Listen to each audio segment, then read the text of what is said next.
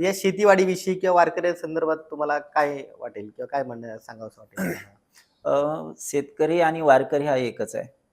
आणि बहुतांश म्हणजे जवळपास 90-95% वारकरी हे शेतकरी आहेत. धुळवाफेवरती पेरणी केली, काही भागामध्ये मुबलक पाऊस झालाय, तिथे पेरण्या झालेल्या नाहीयेत.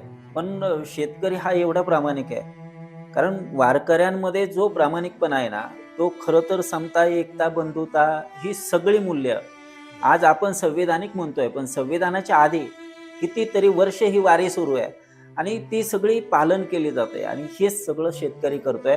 त्यामुळे मी शेतकऱ्यांविषयी, वारकऱ्यांविषयी बोलत असताना वेगळं कधीच म्हणणार नाहीये. म्हणजे पंढरपूरचा विठ्ठल हा पंढरपुरातल्या मंदिरामध्ये विटेवरती उभा आहे आणि आमच्या इथं रानामध्ये कष्ट करून थकलेला, घामाघूम झालेला तो शेतकरी कमरेवरती हात ठेवून बांधावरती उभा राहिला ना, की मग मला पंढरपुरातल्या मंदिरातला विठ्ठल आणि आमचा शेतकरी कष्टकरी बाप एक वाटतो. त्यामुळं वारकरी आणि शेतकरी आपण वेगळं करायचं काही कारणच नाही. दुसरं असं, की फक्त विठ्ठलच बांधावरती दिसतो का मला? तर अजिबात दिसत नाहीये. फक्त विठ्ठल नाही दिसत. पूर्ण पंढरपूर मला त्या वारकऱ्याच्या मळ्यामध्ये दिसतं. तुम्ही म्हणाल कसं काय? तर बघा तिथं ते वाळवंट आहे, पलीकडे पुंडलिक आहे. ते सगळं पंढरपूरचं चित्र तुम्हाला माहिती आहे. आणि त्या वाळवंटामध्ये सर्व जाती धर्माची सगळी लोक एकत्र येतात. तसं आमच्या शेतकऱ्याच्या मळ्यामध्ये पलीकडच्या वाफ्यात मेथी असेल, अलीकडे पालक असेल, अजून पलीकडच्या मळ्यात काहीतरी दिसेल. तुम्हाला वेगवेगळ्या सगळ्या पिकांची मांदियाळी वारकऱ्यांसारखी दिसेल.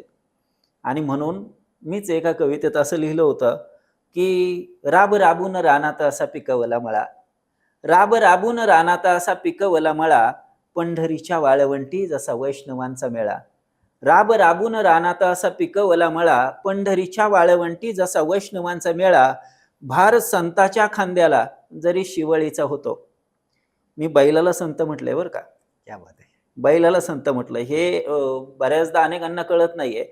देहू आणि आळंदीवरून जी पालखी निघते ना, ती पालखी वाहून नेण्यासाठी बैल असतात.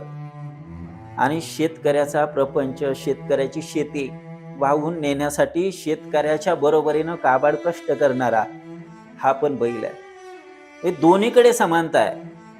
तू इकडं शेतकऱ्याचा प्रपंच कष्ट तो बैल सांभाळतोय आणि इकडं संताला ज्या देवाची ओढ लागलेली त्यांच्यापर्यंत ओढून नेण्याचं काम बैल करतोय.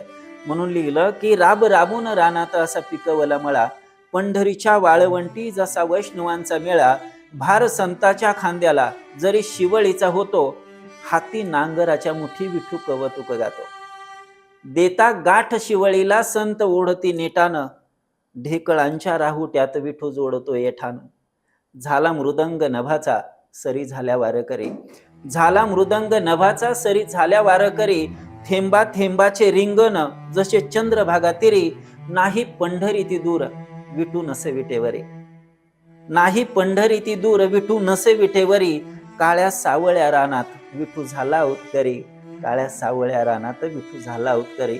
काही जण उत्करी होऊन पेरणी करून आता वारीला निघालेत आणि काही जणांची शेती मात्र याच पांडुरंगाच्या भरवशावरती सोडून दिली आहे, की बाबा रे मी तुझ्या दर्शनाला येतोय, मग आम्हाला थोडासा आशीर्वाद दे. परत आल्याच्या नंतर मी माझ्या लेकराबाळांचं सुख पाहिल, पण आधी मी तुझं मुख पाहिल, तुझ्या पायावरती मस्तक ठेवेल.